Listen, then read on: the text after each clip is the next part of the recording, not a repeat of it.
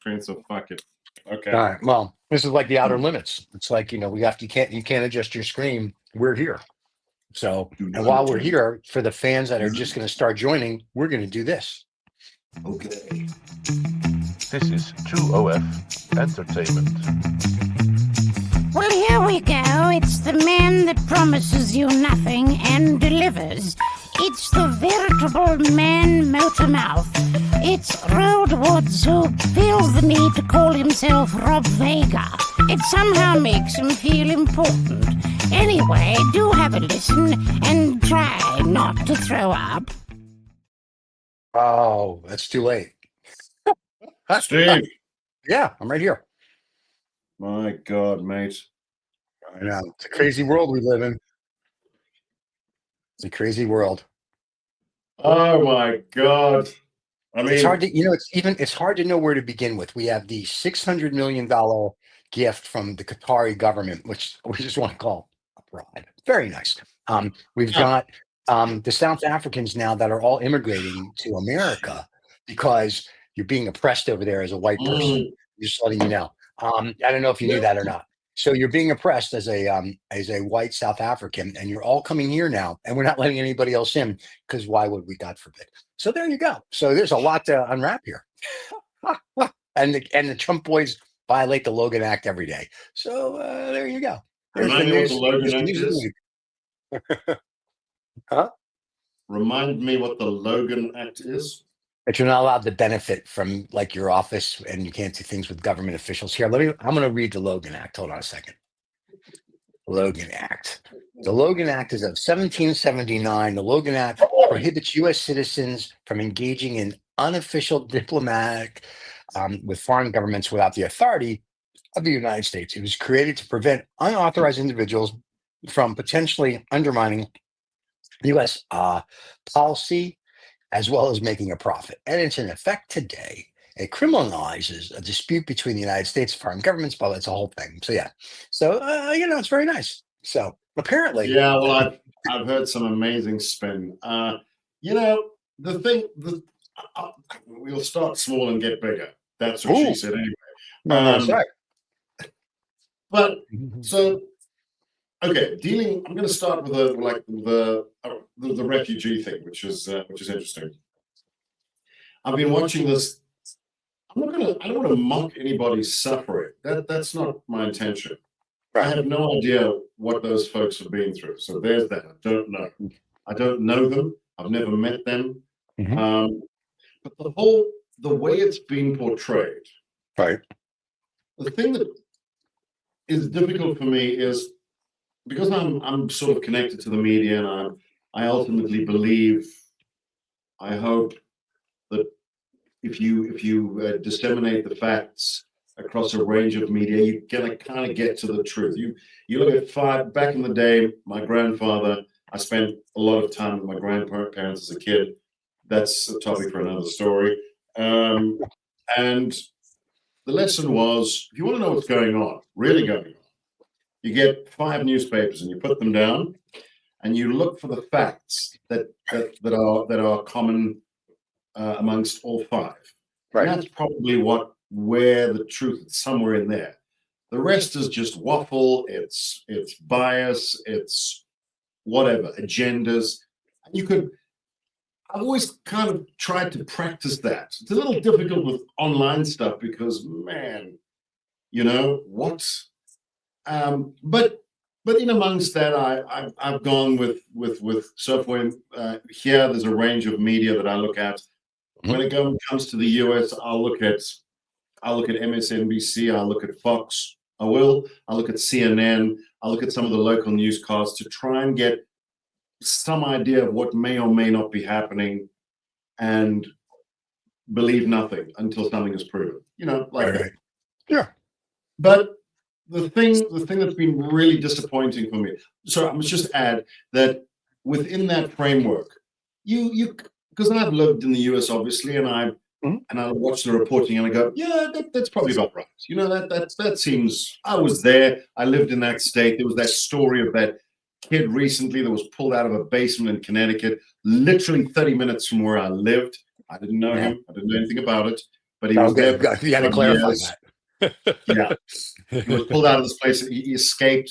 One of those Mhm. people that it was apparently kidnapped and stayed in the house, and he was Yeah. forced to live in the basement. That kind of crap. And I remember seeing some of the shots of the neighborhood, and I literally drove through there to drop my son off at a kids' party. So I guess what I'm trying to say is, I can see some things and I go, yeah, that's probably about right, or that's not right, or no, Americans don't do that. Looking at the local media, I go, no, that's not how it is, and vice versa. I look at, like, when the Oscar Pistorius thing was happening, and everybody in New York City became an expert on the Blade Runner, and I go, but you guys have never set foot in South Africa. You have no idea, and why would you, as to where he lived, the circumstances of that killing, whatever you want to call it. All right. And everybody took extreme positions. Either he was a total psycho, or yes, in fact, he was defending himself, because they had no idea of the context of how things work here. So I've seen both. Anyway, my point is this: I like to think that somewhere in there I can find a fact. But watching the whole refugee thing, I've been watching the American media and thinking, look, there've been some right-wing podcasts that I've watched just out of interest, because you need to keep an open mind. Sure. And I go, no, you're about 20% right. Okay. But the other 80% is, the problem is, if you're that wrong, if you're 80% wrong, but you're 20% right, the 20% that you're right about falls away. Now you're just a moron. No, not necessarily. So, for instance, with these refugees, I don't know them. I don't know their circumstances at all. Right. But there have been murders. There have been farm murders in South Africa. There have also been city murders. There have been coastal murders. There have been resort murders. People get murdered. I don't know for a fact whether these guys are being targeted. They do live remotely, so that does put you in harm's way.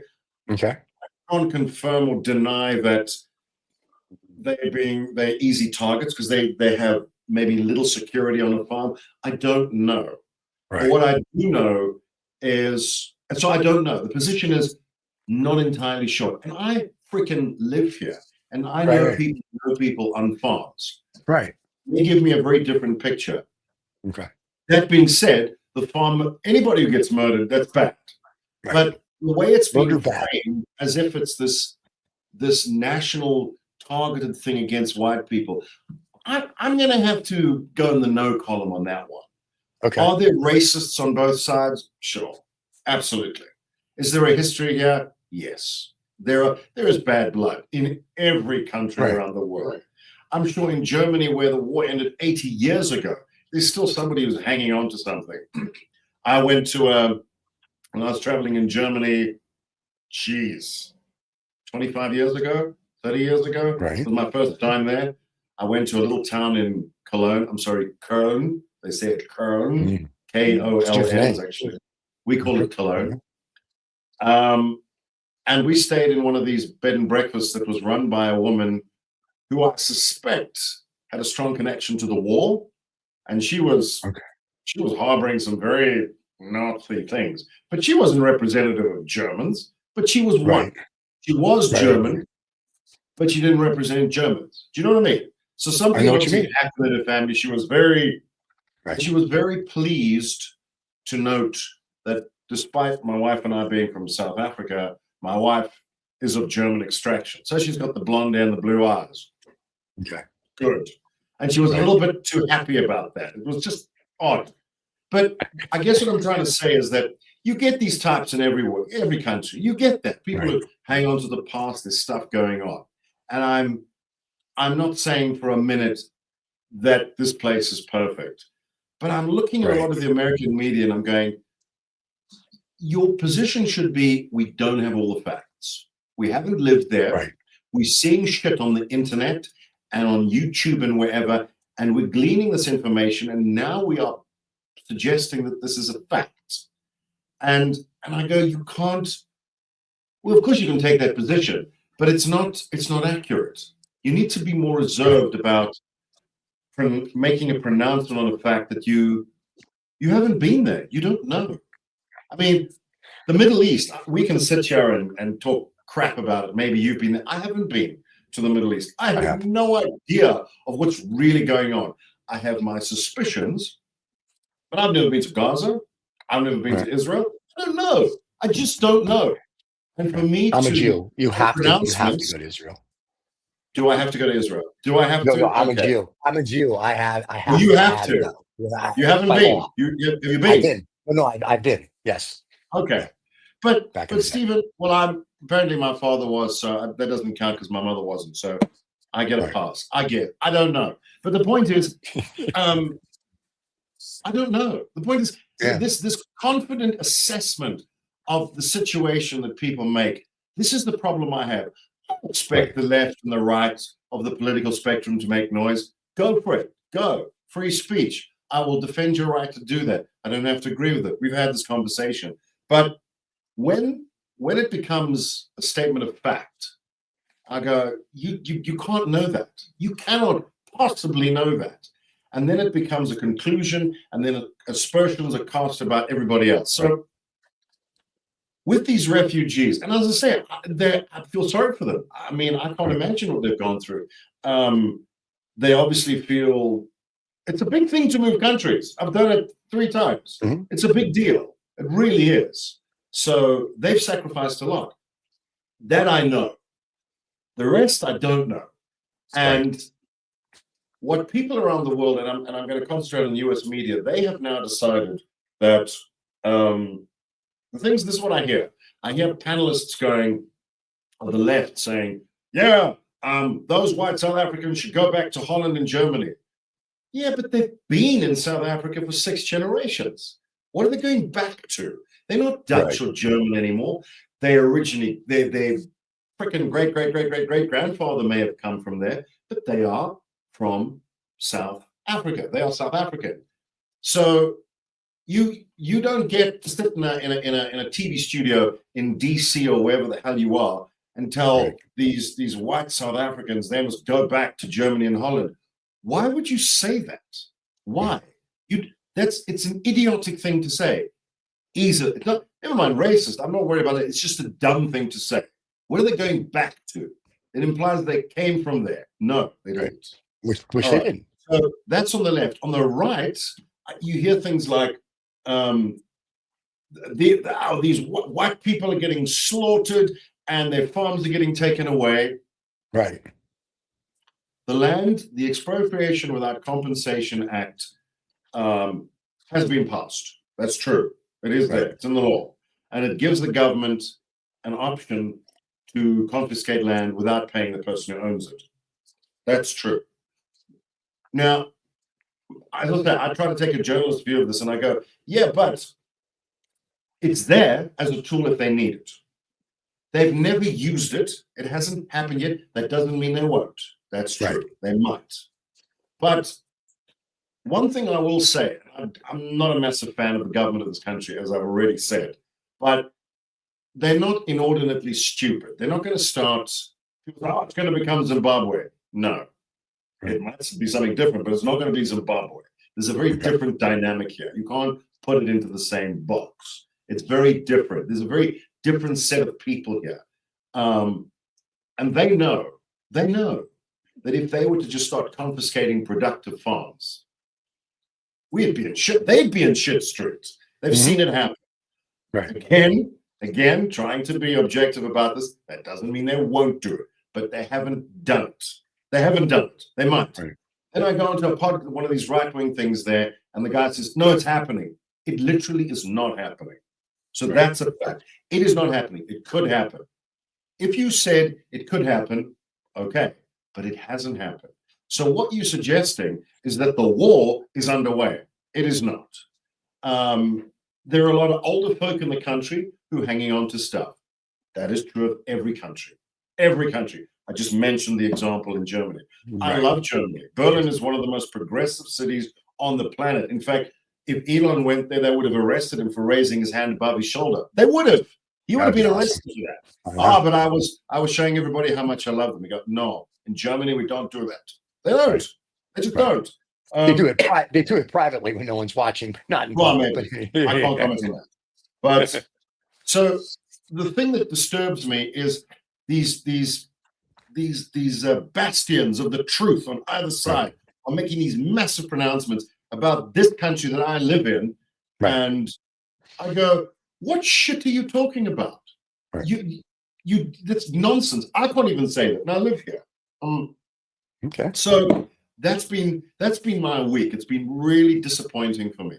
I want to believe that people in leadership, excuse me, it's flu season here. I don't have flu though. It's not flu, it's cold. You have a bird though. Go ahead. They don't, you want to believe that leaders around the world, if they start making decisions and policy about a country, that they have all the facts. They don't, they just don't. Again, I'm not saying bad stuff. There isn't bad stuff. But if you come up with 10 facts and one of them is spot on, there is an act that's been passed that allows the government to take away land without paying them. That's true. But then you come up with 9 bullshit things. Right. What you've done, you may have had a point with the act. That's a good point. But now you've completely upended your case. So if I was hoping that you as a leader in that country were going to address the issue of that act, well, I've lost faith in you completely now, because no one's going to listen to the other 9 points that you've made. And as soon as they find out the other 9 points are bull, then they're going to dismiss the 10th one, which actually is true. And this is the thing. On both sides of the aisle, you see this crap, and I go, so really no one actually cares. They don't really care. They don't. If they really cared about South Africa and the plights of Afrikaners and the white people and the farmers, they would come here. They would do some research. They may find that it's true. But to sit over there and throw stones across the pond and claim that you care, it's a little insincere. It's a little. It's that's why I'm wary of making any comments about countries I've never visited. I won't talk about Israel or Gaza. I won't. I don't know anything about it. I've never lived there. I can't imagine what either side is going through. Both sides seem to be very convinced of their position. So my intuitive reaction to that is I don't know the whole picture. You've got 2 sides that are so diametrically opposed. I'm not looking at the truth. There's no ways that both of them can be right. So maybe both of them are wrong, or one's half right, one's the other half. I don't know. So therefore, I can't take a side because I don't know. And it's the same with what's happening here. There is stuff going on. Sure, absolutely. Is it worse or better than it was before? I would say that the country has grown socially. I want to finish a story I started a couple of podcasts ago, whatever it is, where I mentioned the lake, the transformation lake. I didn't actually finish this. Yeah, I know. I remember that. So everybody starts in the problem position. So for here, it would be apartheid and then normality, right? Right. Yeah. Now, I would argue that South Africa is not in a normal place yet. No. But it's not in apartheid state either. It's somewhere it's in the lake. Conversations are being had. Things are being discussed. There's a lot of corruption that's been uncovered. And people go, that's bad. And I go, yeah, it's bad. But I can tell you now, 30 years ago, there was no corruption. And of course there was. There was tremendous cover-up. So the progress is that it's out there now. Is it good? No. But there's a lot more freedom. I know that this country has gone up significantly in press freedom. I think we're 27th now. By the way, I think the US is about 50th, which is unfortunate. That's what it is. That's disappointing for me, very. But I will say that the press freedom here is pretty good, and that's a plus. That's good. So we're in the lake. We're having the conversations. We're talking. What do we really not know about each other? What can we do? And there's a whole generation of and I'm going to just say this, of people of color in this country who they're like, I don't care about, I never went through apartheid, black and white, actually. We weren't part of that. Can we just make money? Can we just be? Can we just do? Why are you old people stuck in this what is it? Polarized thinking. Right. That's your problem. That's the you thing. We want to do our thing. And it is a beautiful country. It really is. It's stunning.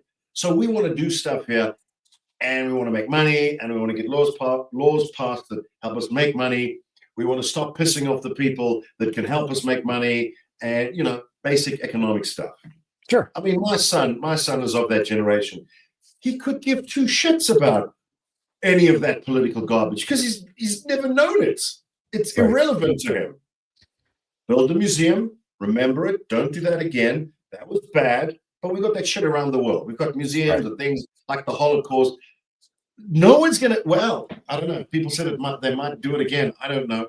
But the point is, the more you remind people of what the Holocaust was, boy in the striped pajamas, read the books, teach the kids. Right. It's less likely to happen. It could happen, but if you forget history, then it can come back. We know this. So, by all means, I've actually said, I'm on record as saying, there isn't enough of a reminder of what this country, I don't mean politically, I mean as an educational tool. This is what the country was. It's not that now. It's not that now.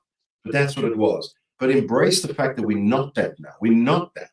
And if you think that way, and that's who you are reviled. You are outcast. No one wants you. Goodbye. And we have our and that leads me to talk about these guys that got there, and then the president Ramaphosa here of the country. And by the way, I need to reference the fact that he's 72, so he is from the old guard. Okay. And he instead of being presidential and reaching out, he goes to, are you ready for this? He's never been to a farmers expo. He goes to a farmers expo yesterday, the president of this country, and says that the people that left are cowards. Why would you, mates? You don't know what they've been through. Right. And you're giving fodder to a right-wing agenda. They go, you see, look at it. You see, look what he's doing. He's almost threatening them. These people have made a decision. They've gone, and he goes to a farmers expo full of white people, and he says, "Those white people that left, they're cowards. We must stay and solve our problems together." And you go, mate, what? They obviously didn't feel they could talk to you before they left. Just think about that. Yeah. Again, I don't know of either position, but that was an unfortunate thing that he said. So. But the fact is, what was nice and what I wish had been publicized, and it probably won't be in media over there, what is true is you had a black president of this country amongst a bunch of white farmers at an expo, and them all laughing and joking. And that's good. Right. That's like the Rat Pack of the day. The melanin shit means nothing. We need more of that.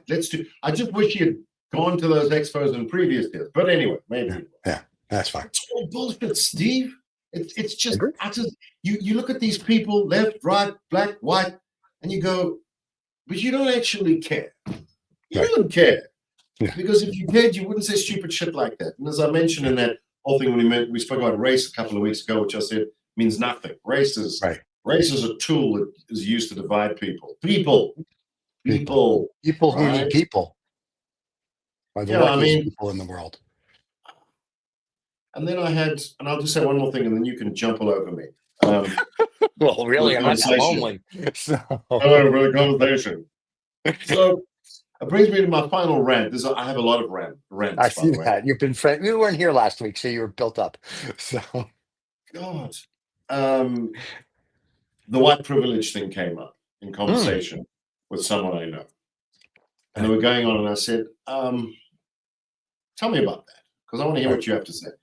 For the sake of context, the person is someone in the broadcasting business with me who is a person of color, who went through stuff, who went through the other side of the apartheid thing, and is hanging on to that as an identity.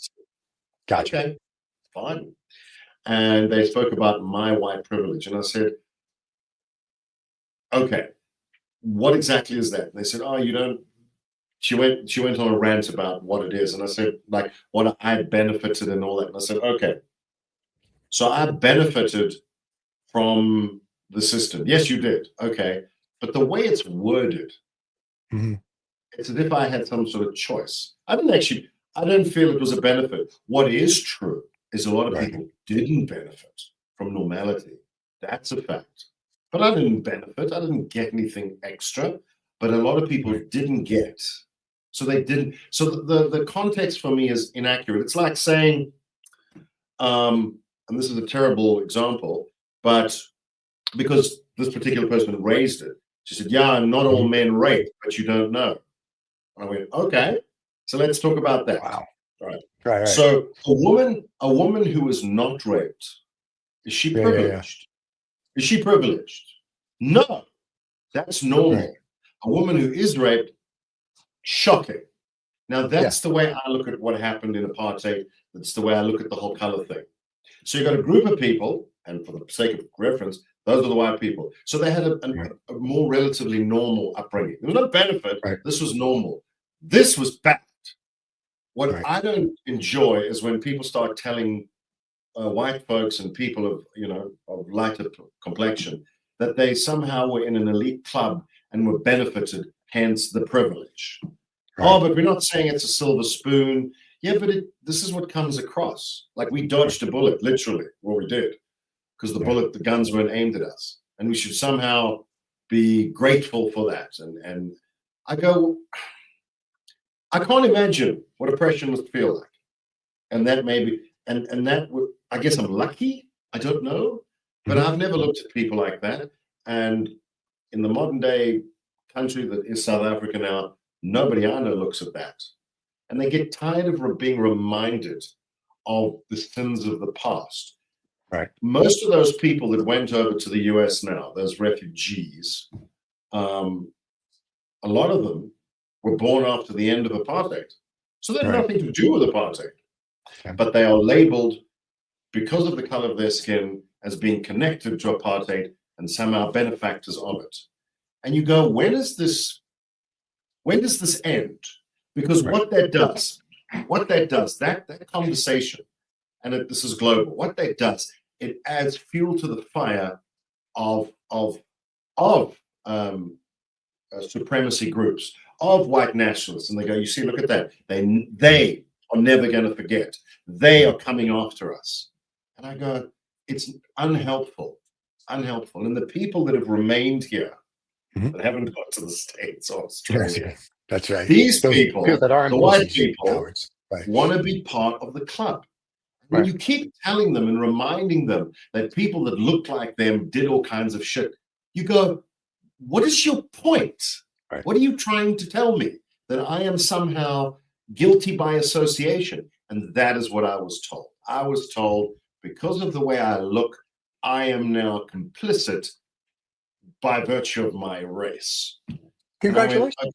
And that is seriously unhelpful. Anyway. Yes, that's not good. Well, let me just say, this is what the takeaway was, and we were putting things across the bottom banner when you were talking. So when you watch it, I apologize in advance. We took away that murder is bad.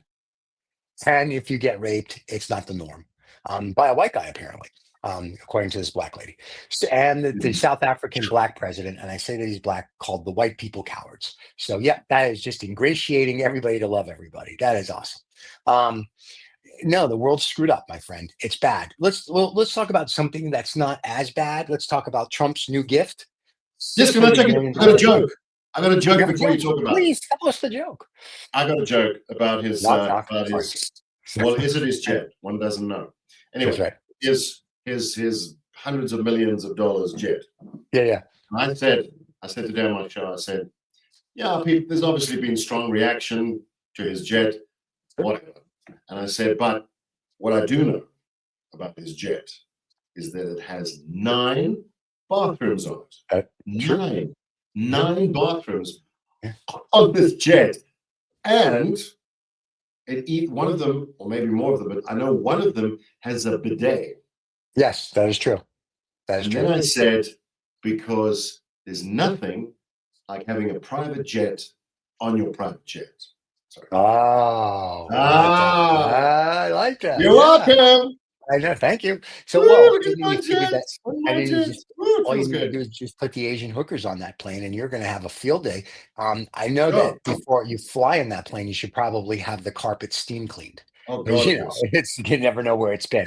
But I think it's very cool. I saw pictures of it, and I mean, first of That's all, great. theoretically, I guess he's not supposed to accept it. And I love this press conference when they said they're giving you a J. He goes, "What am I supposed to do? Say no?" And I'm laughing. I was thinking to myself, well, Yes. technically, Yeah. yes, you are supposed to say no. Yes. It's a constitutional thing. But yeah, No. don't worry about that. Why would you? And so then I'm like, okay, that's fine. I love the Qatar people. I love Qatar. We go there all the time for Formula One. So I have nothing against it. I see, because we're at Saudi Arabia and we're trying to do stuff in the region. So I can see we're ingratiating ourselves there. But and it's a gift to the United States, but the way they did it, it's a gift to Donald Trump. So to me, it's sort of like if you gifted it to the United States Air Force to let Trump use, I think that would have been different. I think the fact they go, here, Donnie, here's a 600. So now my question is, does Donnie have to pay tax on a $600 million gift? Because theoretically, that's a $600 Not a million big gift. deal, but I've got $400 million. Has it gone up in price? The article that I read in the Financial Times, and they're always correct, said it was worth $600 million. You know what it is? You know Yeah. what it is? Tariffs. That's what Oh it yeah, is. he got He's paying a tariff. That's a He has to pay the don't tariff. know. Yeah, he's got to pay a 25% tariff on $400 million. So now it's a $600 million jet. So listen, and I say this and I'm trying to be somewhat sincere to the Qatari government and guys in Doha. Thank you very much. I think you should have given it to the U.S. Air Force to give to Donnie, not to give it to Donnie. And now my question is, Donnie, are you going to have to pay gift tax? Because I know if you gave me a $600 million jet, and I'm still waiting, I'm sure the government would come after me and go, where's our gift tax? So that's an interesting question. Tomorrow on Lost Dollar Business Club, we actually have a reporter from a defense magazine who's been on before, and we'll talk about that and a whole bunch of other stuff, and he'll actually know the answers. So that'll be a fun show. But anyway, that was my big thing. And then I also understand we're going to get rid of habeas corpus now in America. Yeah, so I was excited to see that. So basically, there's no law. So that is awesome. You're taking down traffic lights tomorrow. This is going to be great. Green means stop. Red means go. The world's a crazy place. Animals, dogs and cats are living together in sin. It's awesome. So I'm going to, again, I try not to get in the trench on either side, because it's more fun watching the two trenches play. Yes. So the habeas corpus thing was interesting for me. And I referenced my time in the States and the frustrations that my friends who are Republicans, and the one guy actually campaigned for Donald Trump, he did. Right. Okay. He's a lovely guy. He's a smart guy. Sure. And he explained his position and his reasoning to me. Sure. And and you must listen. It's very important to listen. You can disagree, but you need to listen and you need to consider. And there were a lot of things I agreed with him on, as I mentioned. But the most important thing for me, with a lot of folks that backed him and still very much back him, in fact, I would argue that his support's probably gone up, is there's a frustration that people feel. It goes back to not being considered, not being listened to, and what I just described happening here, the way I, for instance, by virtue of my color, I am roped in as being complicit in something like apartheid, even though I was a baby when it all and I was in another country. But I came here as a small boy and it was wrapping up, and then everyone knew it was a problem. Everyone. I grew up with the idea of this shit has to go. There was no one going, yeah, defend apartheid. Whoa, black people, white people, No one was. I'm sure there were some people, as you said, in their private homes going, Right. But I can certainly tell you that the big circle, and even in media, the circle that I knew was big. No one. In fact, it was like that blister you just had to get rid of, because it was holding everything back. To put it on a very crude level, We weren't getting concerts. We weren't getting any sport tours. We were cut off. Nobody wants that. And why? Because what's the stupid laws you people have with how can you not have the majority of your people able to vote? It's bullshit. We know that. Okay, so no one was no. But here we are, we're 30 years down the line. Apartheid is a memory. It's still around, obviously, by virtue of the people who went through it. They're older people. And then I come across, I'm sure I'm not perfect because I'm white. You see, that's a problem. But no, I wasn't a victim of apartheid. That's a fact. That's true. I benefited from the fact that I wasn't a victim. What? That's the argument. I benefited because I wasn't a victim. Isn't that what normality is? You see what I'm saying? It's like I've never been, touch wood, in a head-on collision. I have benefited by not being in a head-on collision. That's true. I have no head-on collision privilege. What are you fucking talking about? And it's just, this is what it fuels moves in the US to get rid of habeas corpus. I watched Trump talking to someone, and I thought, okay, open your mind roll, listen. Just it's hard, but listen. I'm just trying to understand the motivation for how this has come. It doesn't come from nowhere. They don't just wake up one morning and go, fuck it, get rid of law and order. Something happens. And my interest is, I don't have to agree with the process, and I want how do we get here? And it gets back to that thing where a lot of people are feeling disenfranchised, not listened to. I've got a president in power. You know what? I said to someone the other day, a chap who owns a restaurant here, and he actually likes Trump, and it was interesting. And he said to me, America needs a bully. You can't have a weak America. And I went, okay. I get the logic of that. You can't have the leader of the free world looking like, and I'm sorry to say it, sorry, what was the question again? You need someone, you need the leader of the free world, the guy that sits in the White House has to be a larger than life figure. It just comes with the job. And people around the world are quite they're comfortable. He's got a lot of support here, by the way, and in the UK and across Europe. And it's not so much his policies and his tariffs as his vibe. Like, I don't take shit from anybody, and I'm a showman. And you can dismiss that, but people, they're like, this is strength. We could have a whole debate and say, is that strength? Is it really? That's what the perception is. And a lot of folks say, you want a guy there who just gets shit done. He gets shit done. Now, you've got all these people, millions of immigrants flooding into America, and we need to get rid of them. And we've got all these courts dicking around and doing it. Excuse me. Let's just trim the fat. Let's just short circuit things. Just get things done because we want to get on with the business. Excuse me. Living and loving and having fun. Sure. And we just want to get this done. So can we just get rid of what is this habeas corpus? Yeah, get rid of that. And we might bring it back, but for now we won't. But let's just clear the pathway because we know these people are guilty. They're here illegally. Let's get rid of them. And you know what, Stephen?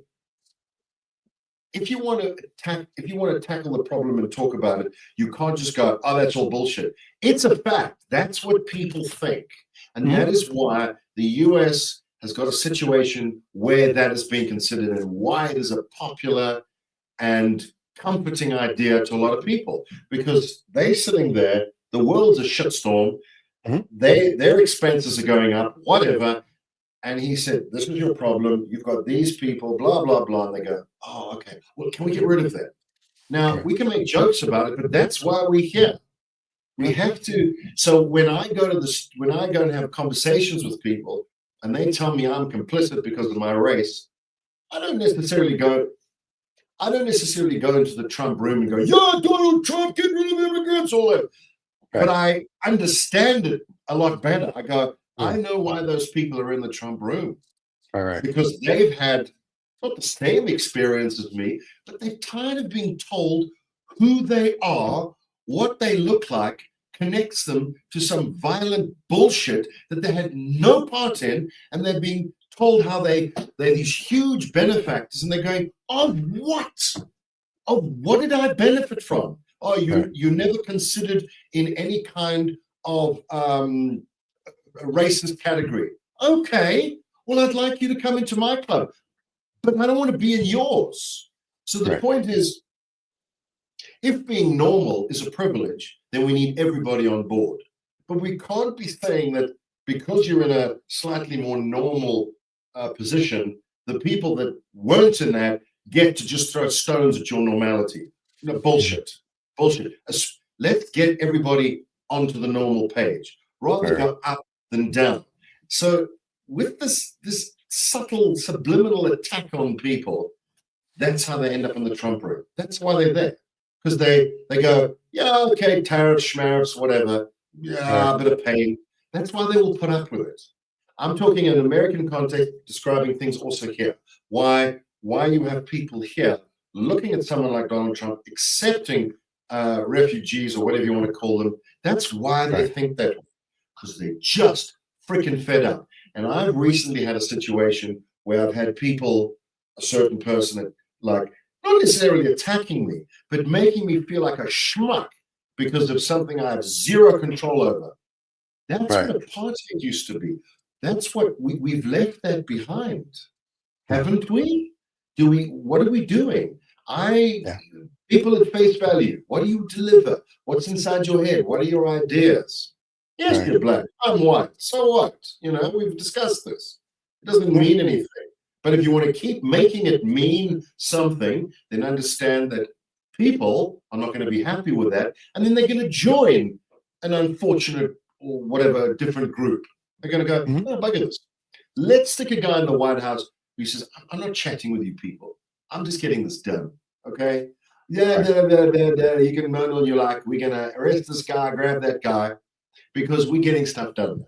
We're getting our identity back. We're getting our power back. Because you buggers gave it away. You let all these people in, like, oh, we all love each other, and look what happened. So we're taking it back. And I don't necessarily agree with it, but you start to go, I know where the rage comes from. Interesting. The problem with that is that we have this thing called a constitution, and we have some laws, you know, that blind justice thing going on. I'm not agree with it, Stephen. I'm just saying. Why? No, I'm saying I understand, right? But I understand, and I also stand your point. The problem is that, you know, today it's going to be, let's say, people we don't like let's say, like in the 1930s, it was Jews, and then it's someone else. So now we're doing immigrants, right? And then and then when the immigrants are done, who knows what the next group is, and the next group, till you start targeting then U.S. citizens, or maybe. And Trump loves the Jews, so this is a good thing. But if he didn't love the Jews, then we'd be all wearing stars. And I'm not saying that would actually happen, but my point is that once you get rid of, you can't wear stars anymore. I wear a Star David anyway. Once you get rid of one thing, it's a slippery slope. I don't mean Asian people, but once you get rid of one thing, it's a slippery. What happened? You can't say Asian. Once you get rid of one thing, thank you. I'm here till Thursday. Once you get rid of one thing, it becomes a slippery slope to the next, to the next, and to the next, and then before you know it, it's going to be like, oh shit! Like, what did we let happen? So that's kind of the issue with, like, everyone. Like I understand your point. It's same with the airplane. I don't really give a shit. Enjoy your plane. I don't care. All this stuff becomes sort of a slippery slope as people do things. You know, the other day Donald said, "Hey, buy my Bitcoin, and the top 10 people can play golf and lunch with me at Mar-a-Lago, and the number one guy could get a tour of the White House." So when you're the president, and I know people want a tough, guy, that's awesome. But if you openly, I don't want to say corrupt, but if you're openly saying you can bribe me or you can gain my favor, at what point then do we say, whoa, Mr. President? I mean, all the presidents have been corrupt. Let's just none of them are without sin, but he's doing it very openly. So in a way, I kind of give him credit, because it's like, hey, listen, I'm going to make money while I'm here, and I'm okay. The bad part is that at some point, though, we're going to be no better than, if you will, Russia. Trump will be the Putin, or he'll be what's his face out of Turkey. And so that's where the issue becomes. And if that's what the American people want, to be under, if you will, a dictatorship where there's no free press, there's no freedom of speech, there's no this and there's no that, then great, we're heading in that direction. If we want to have a land of liberty, then there is somewhere in the middle of, and Richard Nixon is one of my favorite presidents for many reasons, but there's somewhere in the middle of a Richard Nixon and a Donald Trump and a Ronald Reagan, in that, you know what I mean, and an Abe Lincoln and George Washington and Grant, however you want to do it, or Roosevelt. You can get your, if you will, I'm a strong authoritarian president, still letting people who still haven't running a democracy, whether it's female or male or whatever. So I think, we talked about this survey a couple of times. Brown Car Guy brought it up that, people under 30 go, I think living under dictatorship would be great. And I'm like, then go to North Korea for about a month and let me know how you like it. And I think it's kind of like, I really like X, whatever X is. And when you get it, you realize, it's not as the shiny toy I thought it was. So I think what's happening is, his poll numbers are down. And I remember The Economist the other day, and so the New York Times are saying now Trump's like 39% now. Like there's like 39% approval rate. So I think what's happening is he sees that and they go, when these poll numbers are up, the blonde chick from North Korea that he has as his spokesperson says, the president's great. The president's great. The president's great. And then when they're down, she says, we don't believe in the poll numbers. Well, sweetheart, speak out of one side of your mouth, not your butt. The point I'm bringing up though is that he's kind of going to the left. That's what he did yesterday with the drug thing, right? Going, hey, we're going to cut drugs, 30, 40, 50, 60, 70%, 80, 90, 100% free drugs. And it's like, okay, so he's trying now to go, oh shit, like this is bad. And the other thing is when they talk about like, we're going to cut Medicaid for all these people that can't afford stuff, or Social Security. And now he's realizing that's bad because some of them are MAGA and Trump people. So now he's kind of in a point, even with his tariffs, where we started a tariff war. And I don't know if you realize this, but the tariff war we started, we acquiesced to everybody pretty much. It's back where it was. It didn't really, nothing's really happened here. It's gone back to like the middle of the pot. So I think it's great for TV. It's a nice little movie or a mini series. Now we need to get back to the normality of running our country and then being what we need to be for the world. I guess the policeman of the world, blah, blah, blah, blah, blah, because you don't want China and Russia to be the policemen of the world. And that's where that's heading, even though there's an article in The Economist talking that China outweighs Russia like 1,000 to 1 and everything. So not that I have anything against China. I'm just saying, there's a thing between democracy and socialism and capitalism, where China has as a capitalist country that's social, kind of, but it's more of a dictatorship. Russia is just run by one guy. Trump likes authoritarians, and he wants to do peace now. I'm reading this morning in the Financial Times with Syria and this and that, and I'm all for peace. But at what point do we say, listen, what are you going to do to the Syrians? Go, if you don't do it, we're going to bomb you? I mean, same with Pakistan and India. He's like, we're going to broker a peace deal. It's kind of what he's doing in the Ukraine and Russia. So there's a lot here. And let me just say this before you go on your rant. I agree with a lot of his policies. I don't agree with the way they're being executed, because I don't think kicking everybody in the balls just so you can get on the 6 o'clock or the news cycle every 10 seconds is the way to do it. A lot of stuff you could do quietly and you get it done. And then at the end of the month, you can go, oh, by the way, in the month of March or April, this is the 50 things we got accomplished. And people are like, well, that's very nice, very nice. And now he has these press conferences. And I hate to say this because he is the president. He's no better than Biden at these press conferences. He goes off on a tangent. And I'm like, dude, you're a senile old guy. I mean, the other day he was talking about the shot that helps fat people. It became a shot, it became a pill. Right. So I'm like, dude. Glad he didn't mention the guy's name. Wow. I know, right? I got a little worried about that. But my point is that he sounds no better than Joe Biden when he starts riffing, because he just kind of goes off and what was the word he said he invented? He invented a new world called equalizing. I don't know if you realize this, but in the dictionary, it's been there for a few Sure. hundred years. So my point is, So what's when Queen he- Latifah been doing on the Right. equalizer? equalize. So, but my point is that when he says stuff like that, I'm like, you made fun of Sleepy Okay. Joe. That now you need I wanna- to. You got about 10 things I want to respond to. Okay. Okay, number one. First of all, Yeah. the reason why he's there is because people didn't want a politician. They wanted something different. And they got it. They got it. Yeah. And there will be, and here's the thing I have realized, and I do, because I watch both sides. I see what people say on both sides. Right. And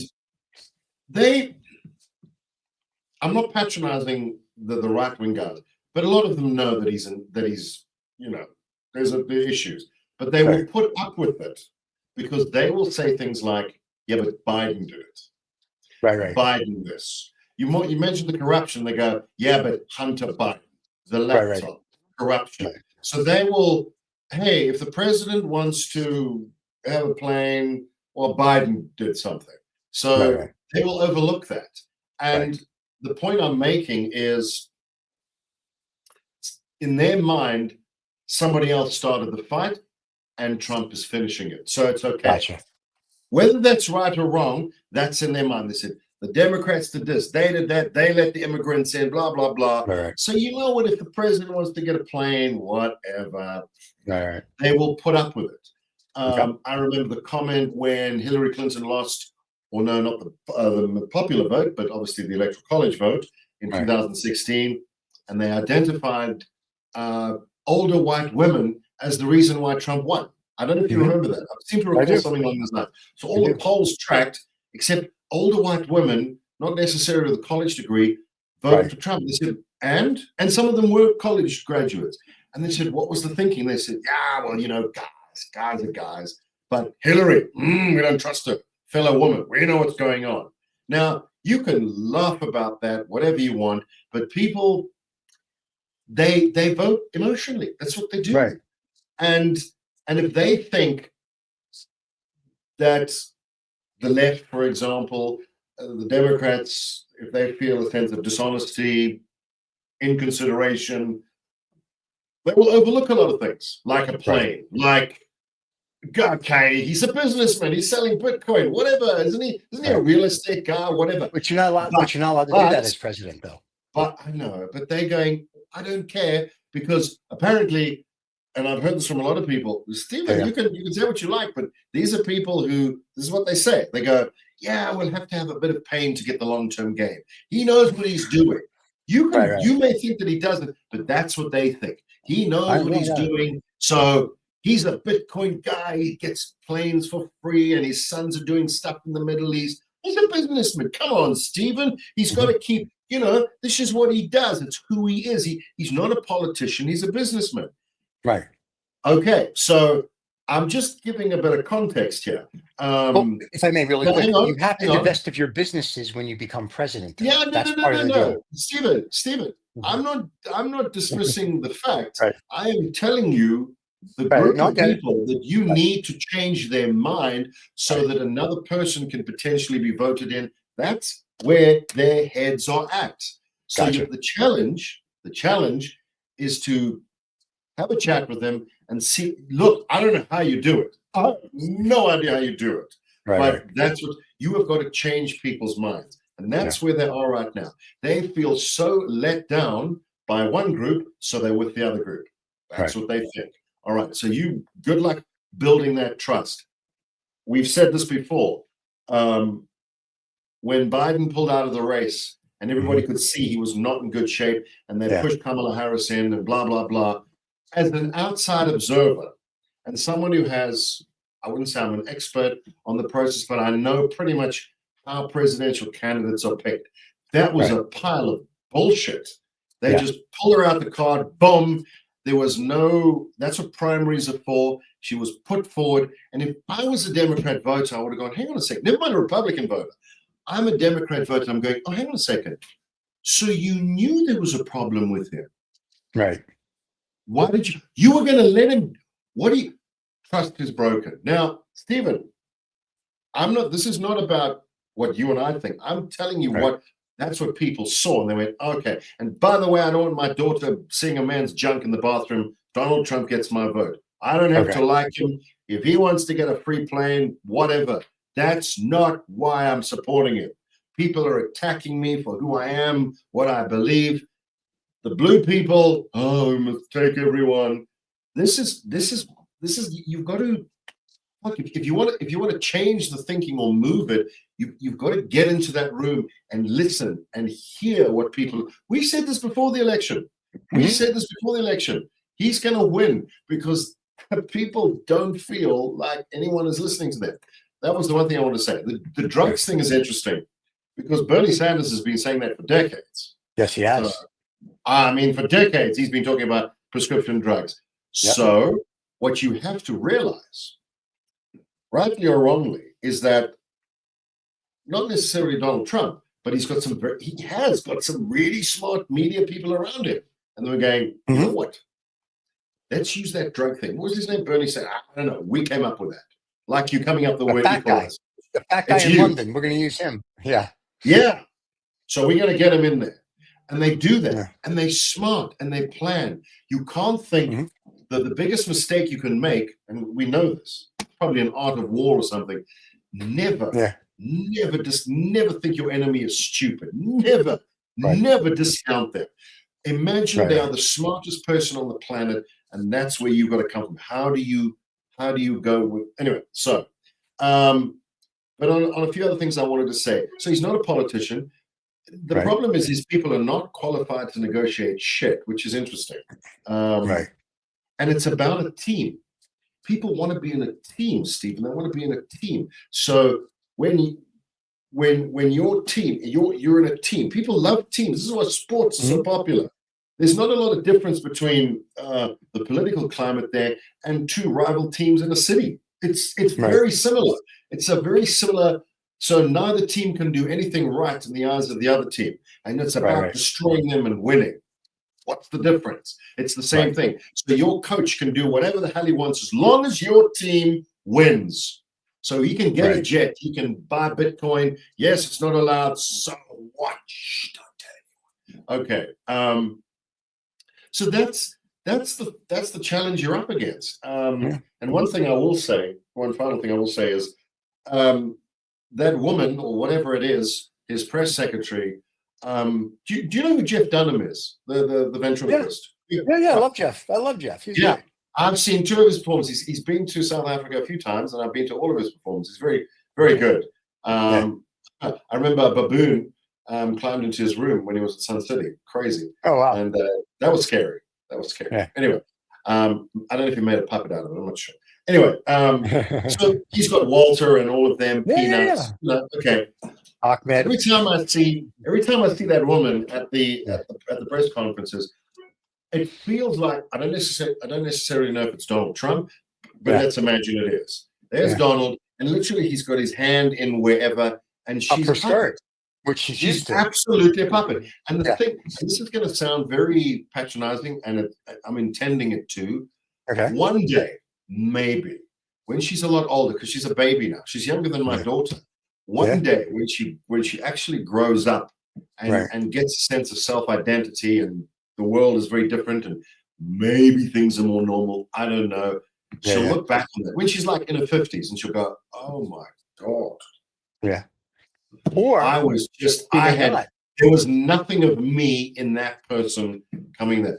Or maybe she will go, I didn't do it. Or she'll be like the lady you met in Germany that secretly goes into the closet and gives the high five salute. But the thing is, Stephen, the reason why, I'm trying to do her a favor and I don't mean to be, but the reason why I don't think it's her is a lot of the big issues that she talks about and the positions she takes. Yeah. It takes decades of hatred to get to that. And she's already there. Her college, so she's unloading. She's unloading an agenda which doesn't match with her youthfulness and naivete. That's according to her university roommates and whatnot. She's been like that since the university days and before. So no, that's just her. Well, it's sad then. All I can say, it's very sad because then she was obviously never young and she's missed out on the best time of her life. Well, It is what it is. What else did I want to say to you? That was about it. Oh, yeah, I just wanted to say, I think, again, politicians tailor their message, Mhm. things that work for them. Every single politician, left, right, middle, backwards, forwards, underground, above ground, none of them are trustworthy. None I of them. agree. Whatever. I mean, you look at a guy like across the pond, Boris Johnson, who Right. we mentioned, yeah, Boris Johnson, anti-Brexit, always got to be part of the EU. And then suddenly he realizes, hang on, it's going to really work for me if I take a pro-Brexit message. He Right, didn't give a shit whether Brexit happened or not. But suddenly he was the Brexit spokesman. He was there with a bus with these fake figures on the bus, Mhm. and it worked for him. He became the prime minister. So that's what politicians do. They don't care. So the challenge is to find one that remotely, I don't know. How do you find one that speaks to your interests? Not sure. Don't know. Okay, let me ask you. I'll tell you what you do. I'll tell you what you do. That was my point. So people in the US know that. Mhm. And yeah, they know that. So they go, yeah, politicians, bullshit. Trump. No, that's There you why. That's That's why. what we have. Yeah. And they know he's grabbed pussies and done whatever. They know that about him. The That's why I man like is him. not a mystery. So when Yeah. he does stuff, people go, oh, your progressives go, oh, and the people that that's what he does. That's what he is. We always know what he does. Hey, so one thing before we go, what do you think about the new Pope, the Chicago Pope from America, Bobby? Um, I'm not calling him well, whatever they call it, but his name is Bobby. Bobby from Chicago. If I ever meet him, I'm gonna be like, hey, Bobby from Chicago, how you doing? You know, it's like that's Bobby. How you okay. doing? Slap me some love, baby. So, what do you think of the new Bobby? What do I think of the new Pope? Well, I'm not going to say what I really think.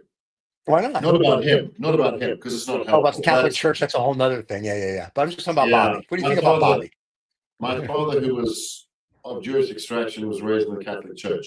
So you can Okay. imagine that I have a few stories. Yeah, I'm But sure you do. I will leave those for now. There you go. Well, I think of him. Well, first of all, I don't know him. He seems. Right. I've literally seen little pictures of him on YouTube. So I He's know. a little guy. That's why. I don't know. I must say, when I first saw him, I thought he looks Italian. Yeah. He did. When they He said looks he was from American, I Chicago. went, I don't know what American is supposed to look like. More Hollywood, Yeah. I'm not sure. Yeah. But Yeah. he just didn't look. He looked like he was from, I don't know, from the Right. Vatican.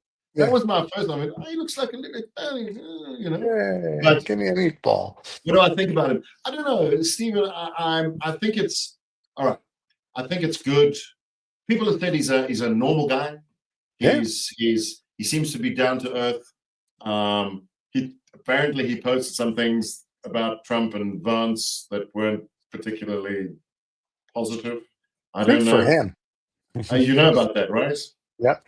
He didn't. It wasn't necessarily judged. He wasn't judging him saying.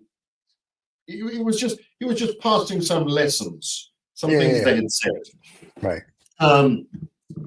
So I can't. I don't really know. I will say this. Okay. And this will. I love stirring this part. And you're a New Yorker, so you will enjoy this. Yeah, you can keep your deep dish pizza, mate. Yeah. If you like deep dish pizza, then I don't want to know you. Yeah. I don't know what that is about. Pie. And that's me. Just Stir in the pot. I love New York pizza. Is Yeah. that's pizza? I don't know. You got to fold it. You got to fold the pie. You can't have the deep dish. You know, I guess JD Vance will visit this guy, and we'll see if he dies 10 hours later. Oh my God! I thought the same thing. Jeez, like JD visits the old Pope, and bang, the guy drops in. I'm like, whoa! Just keep JD away from Leo, please. Yeah. You see, I can't call him Leo because his name is Bobby. I don't want that. Why don't they just call him Bobby the 14th or some shit? I like that. That's a cool name for a pope. Pope name. I don't know. What's Leo's not Bob a pope doesn't name? fit. He can't be Pope Bob, apparently, Stephen. It's It would Pope have been Bobby. cool. Hey, Bobby, Pope Bobby, how you doing? Bob, because you know people in Chicago are like, yo, hey, Pope Bobby, how you doing over here? You know, so yeah, I love the Pope. I listen, and being Jewish, I just want to say I do love the Pope. I think he's got the cute, funny hat going on. He's got those cute little slippers. He's got better clothing than any Kardashian. So you go, Pope Bobby. Hell I'm yeah. just saying. I'm And telling better you. jewelry too. Can I please? And I and mean, he's got his own please. little, yeah, he's got his No, own I little don't know. city going on. I love the whole. I don't know too much about Chicago. I've literally passed through. I still want to go and spend a bit more time there. It's what Frank Lloyd Wright, whatever, designed most. Was that him? He Frank Lloyd designed Wright, most of the sure, city? he was an architect. Yeah, sure, he Yeah, I designed mean, something. his goal was to make Chicago the most beautiful city on the planet, and I've Well, they failed. No, it's a very pretty city. It's very nice, yeah. and it's very So windy. And I will tell you, it gets cold there. I know that I passed through in winter and it was not a pleasant experience, but Yeah, and yeah. I do like the cold. But I actually wanted to be an architect when I was a kid, so that's why I Wow. know a little bit about that. So I need to come there and just I don't have to live there or stay there or whatever. I just want to look at the city and see what the fuss is about. Architecture, Hey, just take a tour. It'll take you 6 hours, and you're done. You can leave. Oh, you look, go there's a to New building. York and have a proper pizza. That's right. And then you go, yeah, you can fold your pie, not that deep dish ridiculous shit you get. Oh, That's like a quiche. That's like a quiche. A deep I dish pizza know. is like a quiche. Oh, It's no, not it's a so real funny. manly. It's not a real Oh. manly pizza. Wait, we have a comment from a fan. Oh, and Riza from whatchamacallit, Riza from Habano Saturday says, I want to pretend to be an architect. So yes, so there you go. So one of Okay. our other hosts from another show wants to be an architect when he grows up one day as well. So Yeah, that's pretty funny. yeah. So Stephen, I've actually got somewhere in my paperwork. When I was 12, I designed this right. house with a lounge. It was a round lounge, and then above it was a round bedroom with a spiral staircase. I mean, Oh, wow. I thought I had these and the top was I'm giving stuff away here, but it was like an observatory that opened up. Huh? Really? Huh? Yeah. Yeah, Like a that's what flower. I had that like a designed. flower. Yeah, like a flower. Exactly. Like a So the flower. bedroom was like an observatory, but then Yeah, there yeah. was a spiral staircase that went down into a round lounge. I Okay. think I had the staircase not in the middle, but obviously not in the middle of the bedroom, but to the side. Yeah. And then there were these two wings that came off with Yeah. cupboards that concealed the rooms. This was like a little Okay. fireplace area, like what Okay. did I call it? A snug area. This is 12-year-old me. And the other side was a massive bathroom. So yeah. Oh. Well, you like your I massive did it. bedrooms. I drew it when I was 12. Rizza just wants to also say that the only reason he wanted to become an architect is because he played. Oh, I better read the whole thing. He played with Lego sets as a kid in the 70s. So there you go. That's what we all did. Now the Lego sets, when we were kids and had Lego, they were like, here's some blocks, build a house. Now the Lego sets is like, here's a Lego set, build a spaceship. I'm like, well, You I call wanted it that when I Lego. was a kid. Lego. What do you call it? Lego. Lego. Yeah, it's a Lego. No, I'm impressed because I thought most folks called it in the US called them Legos. I've heard people I know It's Lego. No, but I've heard folks in the US call them Legos, and I go, That's because they don't read. It's Lego. It's Lego. It's not that difficult. There's no S. Like it's Lego land. It's not Lego's land. Steven, ask some people there. Ask them what it's called. And they'll go, Legos. Where are your Legos? I don't know. You can call it anything you like for all I care. They're fun. And according to what we should actually have him come on this show next week. I mean, you two together, I could just sit here and do nothing. Lego. He said Trump and MBS are playing with a much bigger Lego set today, which is true. They're together in the Saudi Arabia in the desert. They're riding camels. They're doing that brotherly love. It's a beauty. And MBS is wearing his nice flowing stuff, and Trump's in a suit, sweating his balls off. So there you go. Yeah. And Pope Bobby is doing. I'll say this, Stephen. Yeah. And because my opinion doesn't mean shit to anybody. Only to me it does. It shouldn't mean anything. But right. I honestly could give two shits if the man gets the plane or not. As long as the thing that did concern me though, slightly, is a lot of people said, well, he's not really getting the plane. It's going to be, it's going to go to the US government. And then I went, but I heard it was going to the Trump library afterwards. That's after he becomes. What the hell does the library need a plane for? Sorry? Are you kidding? If somebody wants to take out a book, how are you going to get them the book? You get them the book on the plane. Did I read that correctly? Yeah, I read that he's going to make correctly. the Trump library is going to be the plane. They're going to make the plane. Oh, so the plane will be a library. Is that what you said? That's my understanding. Usually, what happens when Ronald Reagan's plane is at his library, but it is on permanent loan from the Air Force. So this is a private plane, and that's a little different. So I think that's You why. never take books out. You fly with the books. You fly with the books. You never know when you need to take your book somewhere. You know, Your you books have can a read the receipt. book, but you can't check it out. Right, there you go. It's a beauty. This is, let me tell you, if I told somebody a million years from today that this is what happened, they would look at me like I am on every kind of drug known to man, which I am. And It's fun. but I'm it's enjoying just, and it's great. disturbed right at the same time.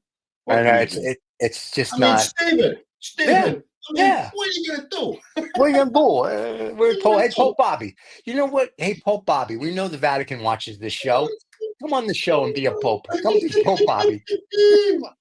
You know that's Love the it. problem. Love If it. I ever meet the Pope, I'm gonna be like, hey, Pope Bobby, how you doing? He's gonna be like, my name is no, it's not your Pope Bobby. It's the way it is. And you know what's funny? If he would call himself Pope Bobby, more people would be like, that's the Pope. Because this Pope Leo shit, you sound like a Fagala. I'm Pope Leo the Yeah, 14th. I don't know. Yeah, turn a bar I don't stool know. upside down, get 4 of your friends together. But you be You gotta Pope be Bobby. fancy. You're a Chicago Wait a guy. minute, you Yeah, gotta be fancy. You gotta yeah. you gotta have the Pope name. Come on. Pope Bobby. I like it. That's his new name, Pope Bobby. I like it. Okay. So Pope Bobby has a long and healthy reign. Don't meet JD Vance. That's all we can tell you. So my friend, you have to probably go and do something in South Africa, like apartheid or live. something. Or I don't know. Or Yeah. you got to do something. And So people are everybody bored. They're that like, watched, can you just shut up already? now they love us. They tell me that privately, secretly, when Really? I'm drinking. Anyway, and I see pink elephants too. But everybody that watched, thank you so much for watching. If you watch the live show, if you're watching this rebroadcasted on Friday morning, good morning or good afternoon, wherever you're watching it from. Don't forget, we'll be back next week, Wednesday live. Sorry, but we will be. And so don't forget to subscribe and like. I'm Steve. This is Robb Vega, and we will see you all next week. Cheers, everybody.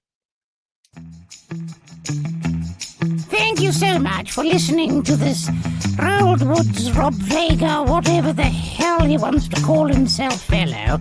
You know, this podcast thing, it makes him feel very important, and he's a difficult fellow as it is to deal with. So thank you so much for putting up with him, and do take care.